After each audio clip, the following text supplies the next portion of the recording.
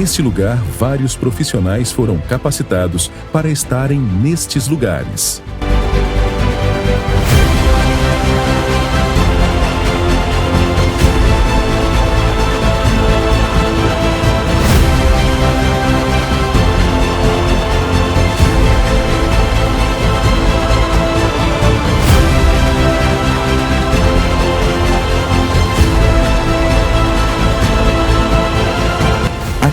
Existe um lugar especialmente selecionado para você. Vencer Singular Educacional. A educação muda você e você muda o mundo. Filho, não esquece de levar o casaco, hein? Tá bom, mãe. Te amo. Apvida é medicina e odontologia inteligente para todo o Brasil, com inovação, tecnologia e acolhimento para entregar a saúde que você merece. Apvida, saúde para valer. Ei, você, leitor, leitora do Portal do Holanda, eis-me aqui de volta.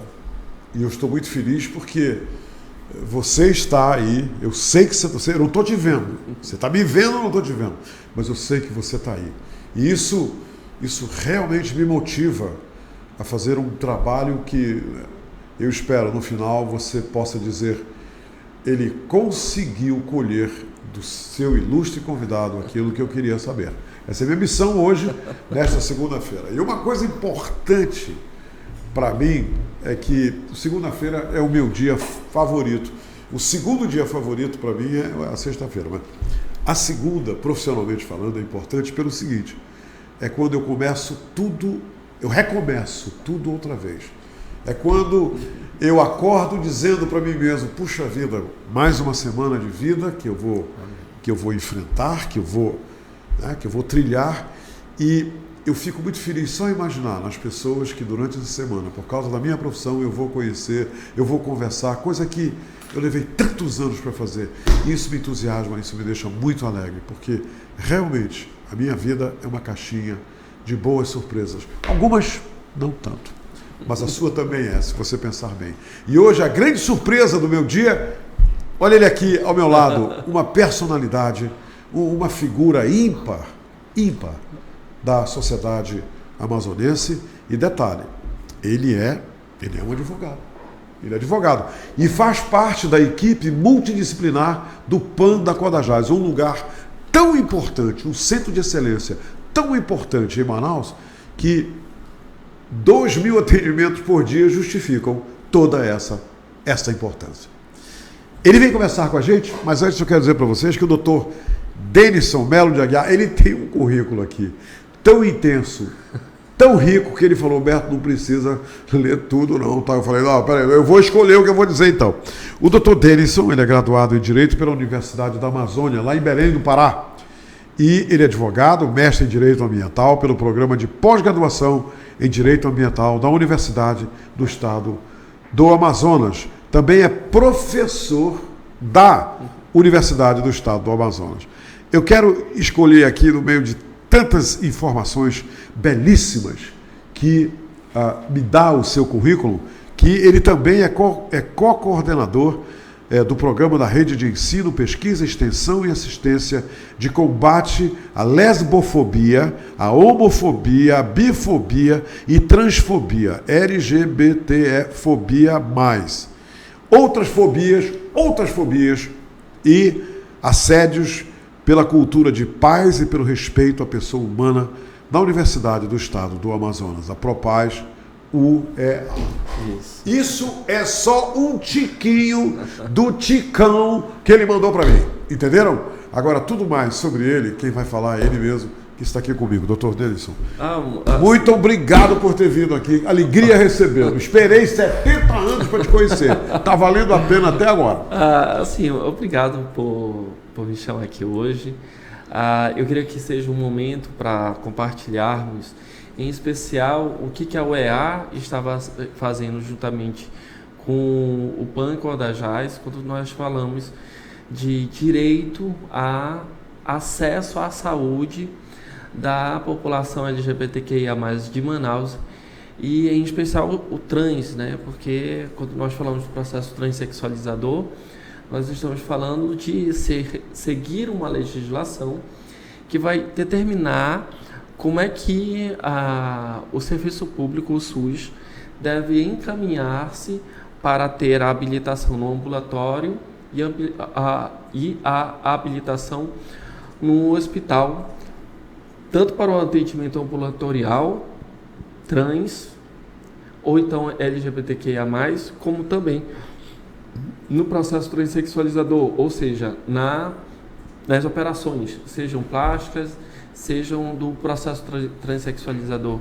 E o PAN-CODAJAS está no caminho de ser habilitado, vinculado ao Ministério da Saúde como o ambulatório referência do norte do Brasil em processo transexualizador. Atualmente, nós temos aí uma equipe interdisciplinar que já está correspondente à legislação e atendimentos sem parar. Por exemplo, agora no Transodara, que foi um projeto vinculado a algumas universidades do Brasil afora, a meta era chegar em 320. Constatamos 340 trans na cidade de Manaus. E assim, quando você vê... 340 trans registrados. Isso, registrados não, que participaram do projeto. Ok. Mas é claro que... Mas no passado já participaram ou participam? Não, o projeto concluiu, mas hoje, é questão de 2 meses atrás que o projeto concluiu. Hoje é esse dado que nós temos.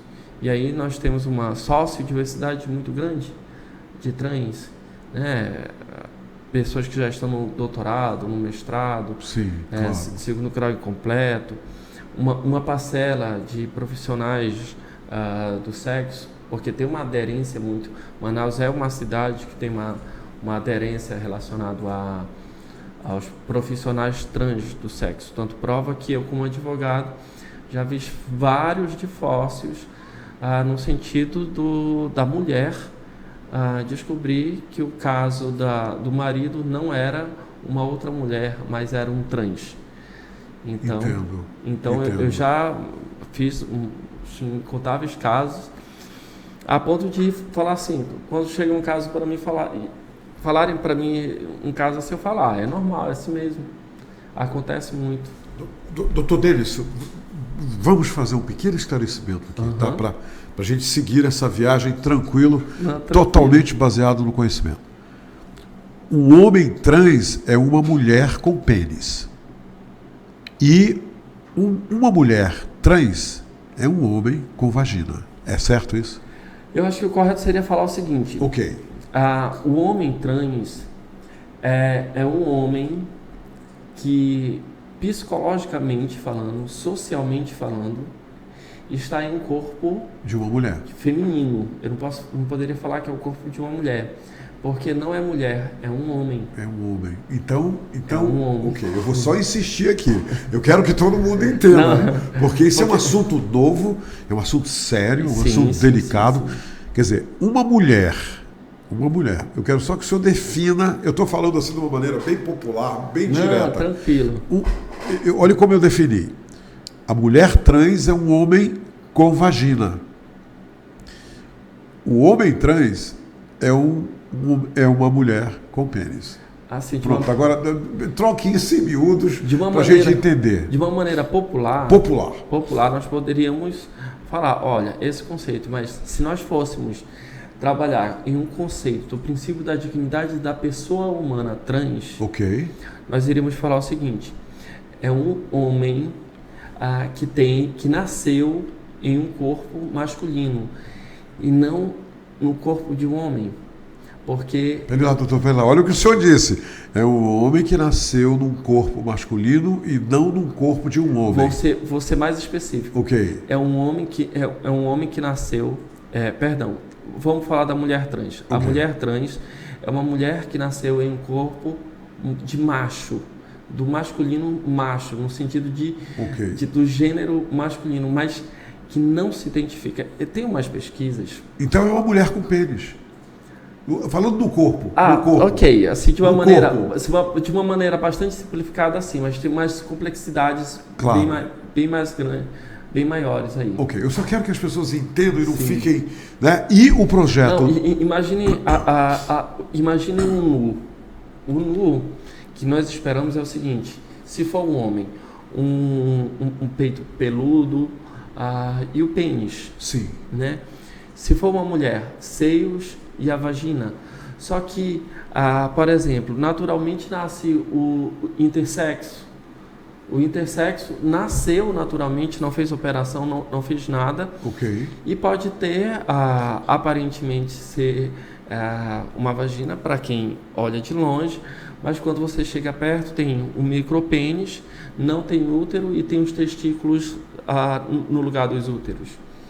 E esse é o intersexo. Intersexo, ok. O intersexo, ele não fez operação nenhuma, ela não fez operação nenhuma. Ok. Ela nasceu assim? Eles nasceram assim. E nós temos casos aqui na Amazônia. Nós temos, né? Nós temos. A minha mãe mesmo, que é enfermeira, na década de 80, 90, ela fez partos de muitas crianças intersexo. Muito interessante. Doutor, me diga uma coisa. Então, assim, quando a gente fala, é porque nasceu, ou nasce homem ou nasce mulher. Não. Ou nasce homem, ou nasce mulher, ou nasce intersexo. Tem uma terceira possibilidade aí que o pessoal não fala, mas... Me diga uma coisa, o homossexual, ele nasce homossexual? Qual é a sua opinião? Assim, hoje tem vários levantamentos de pesquisa que se procura a causa gay, né? Tem pesquisas hoje que, inclusive, estão estudando a estrutura cerebral, né? A estrutura cerebral... do indivíduo, né? Isso. Ok. Só que nós não temos hoje como falar concretamente, olha, a causa é genética, a causa é social, a causa é ontológica, a causa é da pessoa. Não tem como nós concretamente, cientificamente falarmos, a pessoa nasceu assim. Não tem. Porque, eu vou dar alguns exemplos, o exemplo dos gêmeos é o exemplo que no nosso meio mais se estuda e mais se questiona. Eu tenho irmãos gêmeos, ou seja, eles têm os mesmos DNA. Sim, claro. Um é gay e o outro não é. Que coisa interessante. Eu jamais pensei nisso.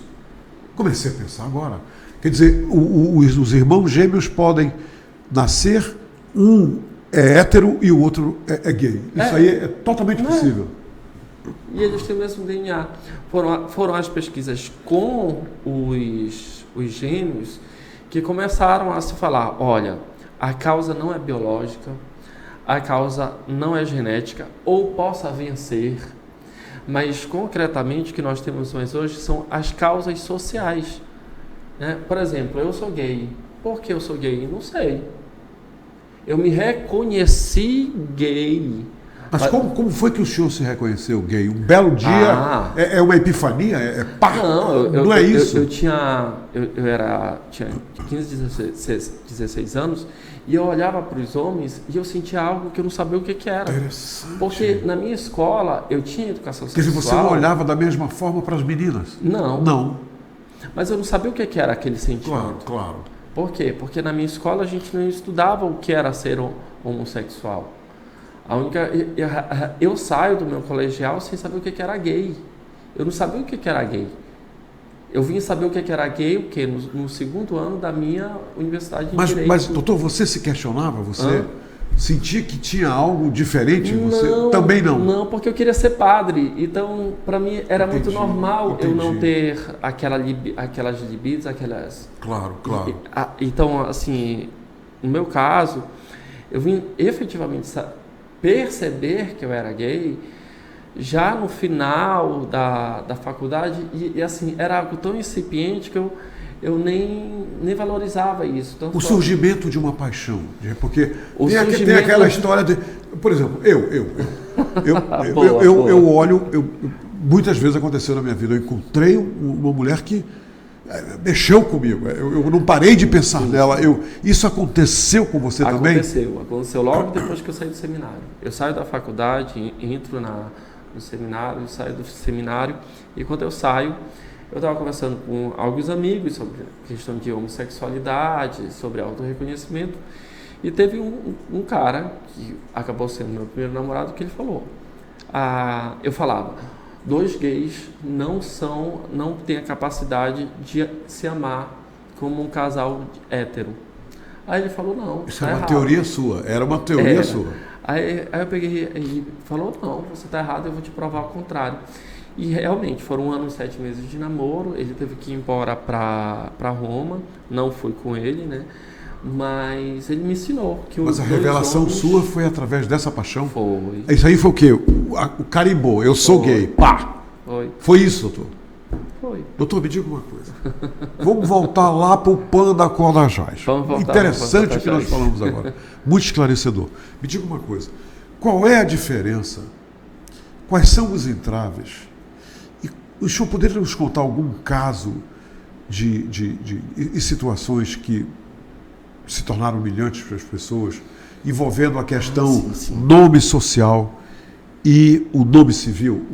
Como é que uma pessoa nasce João e de repente ele assume o nome Maria? E é complicado isso, doutor? Vamos lá.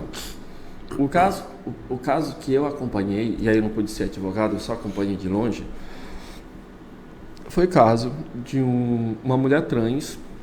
Ela estava em um hospital de Manaus e a atendente ia chamar João das Dantas. Só que não era João das Dantas, era Maria das Dantas. Mas a atendente chamava pelo nome civil. Civil. João das Tantas. Isso. E ele não atendia, doutor? Não atendia. Estava ali quieto, só ouvindo. E não pelo nome social. Porque o nome social era Maria das Tantas. Das Tantas. Pronto. Maria e João são nomes distintos. Sim. Só que teve um momento que a Maria levantou e falou, olha, você está chamando o meu nome civil, esse não é mais meu nome. Aí a atendente virou e falou, então você que é a bichinha traverti, né? Dessa forma. Alto, para todo mundo ouvir. E assim, teve o caso de judicialização desse caso, a atendente perdeu o processo, teve que pagar a indenização por danos morais, o hospital não se responsabilizou. Por quê? Porque já tem uma legislação federal, estadual, municipal, portarias e resoluções específicas do nosso sistema de saúde que fala que o nome social tem que ser respeitado. O desafio hoje, então... O nome social é aquele que o trans escolhe para ser usado no lugar do seu nome civil. Isso? Na realidade, qualquer pessoa tem nome social. Vou te dar um exemplo. Maria Meneghel, ninguém sabe quem é Maria Meneghel. É a Xuxa. É a Xuxa.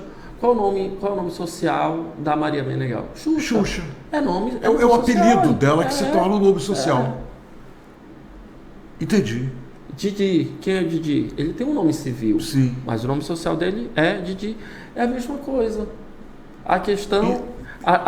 Belo esclarecimento. A questão é que quando nós tratamos na comunidade hétero, a gente não vê problema nenhum. Mas quando é na comunidade LGBTQI+, tem problema, não, é preconceito e discriminação. É tranquilo. É a mesma coisa você falar, o Carlos Eduardo está vindo ali, Cadu. O nome social dele, o apelido, a alcunha, é Cadu. É Cadu, exatamente. Quer dizer, o nome social é o apelido da pessoa. Mas só que o nome social, por si só, não é apelido. É o princípio... Até porque ninguém me chama pelo meu apelido Beto quando eu estou lá numa recepção. Ele vai me chamar de Humberto. E o nome social, neste caso, que o senhor está falando, direito, ele passa a ter esse nome. É o direito à identidade sexual. Entendi. Que é um direito personalíssimo, que é vinculado à dignidade da pessoa LGBTQI+. E ele terá uma nova carteira de identidade emitida com este nome social. Sim. E o outro vai passar a não existir. A carteira social, o nome social é expedido provisoriamente enquanto não tem a retificação do nome. Porque quando eu tenho a retificação do nome, o nome social se torna um nome civil. Pera lá, doutor, vamos explicar isso aqui legal. Olha aqui, o João das Tantas, isso. Ele agora obedeceu todo o processo para se tornar a Maria das Tantas. Ok. Quando é que Maria das Tantas vai constar? Só depois do que esse nome vai constar na carteira de identidade? Processo administrativo no cartório. Em Manaus nós temos 3 cartórios. Desses 3 cartórios, teve um que eu já tive alguns problemas. Por que o senhor teve problema? Porque isso tudo é amparado por uma lei, não é? a pessoa chega lá com todos os documentos e o cartório não aceita. Por que não aceita? E o que eles alegam quando eles não Eles querem alegam aceitar? assim, não, esse documento aqui, está faltando esse documento, volte outra vez, está faltando esse documento, volte outra vez. Eles começam a dificultar isso? Mas, por exemplo, eu conversei com o presidente da Noreg, que é o Marcelo. Marcelo, ele é o presidente, é verdade. Eu falei com o Marcelo, aí o Marcelo falou para mim, não, Denilson, me fala aí qual é esse cartório para eu tentar dirimir. Mas muitas das vezes não é um processo que você vai dirimir judicialmente, mas é um processo pedagógico. E aí que tem que ter um pouco de paciência, porque primeiro, vão ter pessoas que não sabem. O senhor falou que só tem 3 cartórios Isso. que fazem esse processo. Mas só que são os nossos cartórios normais. Normais. Cartórios de pessoa física. O senhor acha que é uma boa ideia trazer o Marcelo aqui para conversar sobre isso? Traz aí. Porque o senhor conversou com o Marcelo, o doutor Marcelo, e ele disse, não, nós vamos mudar isso. Mudou. Assim, em outros cartórios, eu vi que começou a se encaminhar. E tem alguns casos mesmo que a gente tem que judicializar. Não tem jeito. Quer dizer, porque o processo judicial ele também tem essa função pedagógica, né? De ensinar a sociedade a ter uma outra conduta. Por exemplo, teve um outro caso que o vigilante de determinado posto de saúde começou a desferir preconceito e discriminação. Mas, por exemplo, quando você vai ver... O vigilante é aquele cara que está ali para manter a segurança do posto de saúde. Isso. Esse camarada estava atrapalhando as coisas? Isso. Aí, por exemplo, nesse caso, vamos fazer uma campanha com os vigilantes, para os vigilantes saberem o que é nome social, que eles não sabem o que é nome social. Falta de treinamento, né? Terem uma formação para direitos humanos LGBT, porque não tem formação, mas mesmo que não tivesse, Humberto, e aí que é um ponto sensível que eu gostaria de falar, mesmo que não tivesse a violação dos direitos humanos no Brasil, no Amazonas, em Manaus, se normalizou, se naturalizou. É normal, aquela bichinha ali, aquele viadinho, sabe? Larga a pedra na Geni, ela tá pra qualquer um, ela é boa de cuspir, bendita Geni. Então assim, a figura de Geni sendo colocada como LGBTQIA+. E aí que é um problema não só judicial, mas é um problema cultural. Porque se normalizou e se naturalizou a LGBTfobia. Isso se tornou esse tipo de endereço, né, tornou-se normal. E não é normal. Não é normal, não é normal. Gente, não é normal. Não é. Não é, de forma alguma. Então, assim, nós temos que usar todos os aspectos e dimensões da sociedade contra a LGBTfobia. Seja educacional, seja cultural, seja judicial. Ainda existe em grande volume a homofobia? É terrível demais, ainda, doutor? Demais. Tu queres experimentar? Observa um casal LGBTQI+, andando nas ruas do centro de Manaus. O que é? O olhar das pessoas? Não, a atitude das pessoas em volta? Não só o olhar, mas a ponto de sai daí, seus viadinhos. Chega a esse ponto. Vocês vão para o inferno. Chega. Ainda existe uma longa caminhada. Eu fui no shopping aqui em Manaus, aí estavam na cidade grandíssimos cientistas, né, que é o Valério, lá do Pernambuco, e o Saulo Ciasca. Daí, estávamos no shopping e a gente teve vontade de andar de mãos dadas. Nós 3 andamos de mãos dadas no shopping. Olha, foi olhares, pessoas dando costa pra gente. Ninguém nos interceptou. Mas eu acho que isso é importante falar, que quando a gente fala de LGBTfobia, LGBTQIA+, fobia, nós estamos falando de preconceitos e discriminações que com o tempo eles se sofisticaram.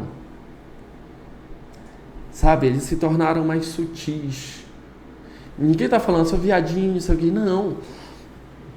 Mas o induzimento dos casos concretos é de falar o seguinte: eu sou preconceito discriminador, eu não vou fazer como a maioria está fazendo agora, de explicitar isso, mas eu vou exercer esse meu direito de ser preconceituoso e discriminador. Sim. Aí vou te dar um exemplo. O supervisor fala: vamos atender fulano de tal. Eu tenho que ter uma equipe, mas aquela pessoa eu não quero na equipe. Aí perguntaram. E isso acontece. As escondidas: por que você não quer aquela pessoa? Porque é trans. Que absurdo. Aí, por exemplo, eu vou te dar um exemplo. Como é que eu posso... O correto é eu chegar com a pessoa e falar o seguinte: olha, você vai ter que fazer uma denúncia na ouvidoria. Porque se você judicializar diretamente, o processo judicial ele pode ser anulado porque não teve processo administrativo antes. Ok. Então tem que ter o primeiro processo administrativo para depois ter o processo judicial. É claro que tem alguns casos que eles andam concomitantemente, especialmente quando for ação civil pública. A ação penal pública. Eles podem andar concomitantemente, mas o correto é primeiro entrar com o processo administrativo, depois entrar com o processo judicial. Primeiro ir na ouvidoria ou reportar ao superior, para depois entrar com o processo judicial. Então, o gargalo que a gente tem, o problema que a gente tem é provar. Como é que eu vou provar um preconceito, uma discriminação sutil? Sim. Por exemplo, existe uma discriminação até no olhar das pessoas, né? O olhar das pessoas, postura, uma linguagem corporal, isso tudo existe. Doutor Denis, eu vou falar uma coisa só para o senhor. Existe. Parabéns pelo seu trabalho, parabéns pela sua luta, parabéns por essa bandeira que o senhor está levantando tão alto pelos direitos civis, pelos direitos humanos dessas pessoas, que é algo que, para mim, é ponto pacífico, é algo, para usar um termo bem popular, imexível. Está aí e tem que ser respeitado. Parabéns pela sua luta e pelo seu trabalho lá no Panda Guadajás, que eu sei que é realmente muito íntegro, maravilhoso. Parabéns. Eu agradeço, sabe, a oportunidade. E se fosse para eu dar uma mensagem, eu falaria o seguinte: só o fato de nós sermos LGBTQIA+, nós só precisamos ser para sermos vítimas de violação de direitos. E aí nós temos uma plataforma de luta pelo direito. E aí eu creio que em cada espaço da vida pessoal, da vida profissional, nós podemos lutar em prol a esses direitos. Então, por exemplo, a denúncia ela é extremamente importante, mas tem que ser uma denúncia com provas. Fazer BO é importante, mas tem que fazer um BO com provas. Sim. Porque senão é uma arma mal utilizada que não vai dar para ter retorno.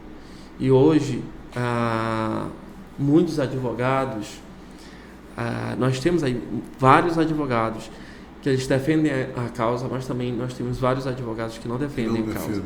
Eu vou dar um exemplo, não vou citar aqui o nome dessa advogada, mas ela entrou com um processo judicial, e isso é uma inovação jurídica, de um caso aqui de Manaus, né, que ocorreu em um condomínio, e ela conseguiu os direitos relacionados a Maria da Penha em um caso de briga de vizinhos, que um vizinho foi homofóbico com o outro, a ponto de dar soco, de bater, de ameaçar de morte. Meu Deus. De andar com o carro no condomínio perseguindo a pessoa, com outros homens dentro do carro, e assim vai. Mas esse é um caso de vários casos que ocorrem em Manaus. E não só isso. Nós temos aí vários casos de abusos sexuais, de abandonos de crianças. O que acontece? O meu filho é LGBTQI+, eu expulso ele de casa. A pessoa expulsa... Isso acontece mesmo, né? Criança de 13, 14 anos sendo expulsa. Que absurdo. E aí é claro que aqui em Manaus a gente tem uma casa de acolhimento, que é muito, sim. É muito salutar falar isso, mas, por exemplo, ela não vai conseguir comportar todos. não vai conseguir Claro que comportar não. Claro menor que de idade, que vai ficar na rua sendo estuprado, depois encontra na prostituição um refúgio. Mas enfim, obrigado. Olha, eu preciso de muito Sucesso. mais tempo para lhe entrevistar mais profundamente. Ok, Mas obrigado, muito sou obrigado. muito grato por ter vindo aqui, Sucesso. feito tantos Muito esclarecimentos obrigado. importantes, muito importantes. Obrigado, viu, querido? Leve o meu carinho para todos os outros Ok. grandes profissionais lá da Agradeço. equipe lá no Panda Guadalajara. Agradeço a toda a equipe, na pessoa da doutora Dária, que eu acho que ela é uma guerreira da causa. Sem dúvida. Tá bom? Muito Sem obrigado, dúvida. gente. Até a próxima. Gente, é isso aí. Respeito é bom e todo mundo gosta. Eu não conheço ninguém que não goste de respeito. Pense nisso. Até amanhã, gente. Um abraço. Filho, não esquece de levar o casaco, hein? Tá bom, mãe. Te amo. Apivida é medicina e odontologia inteligente para todo o Brasil, com inovação, tecnologia e acolhimento para entregar a saúde que você merece. Apivida, saúde pra valer.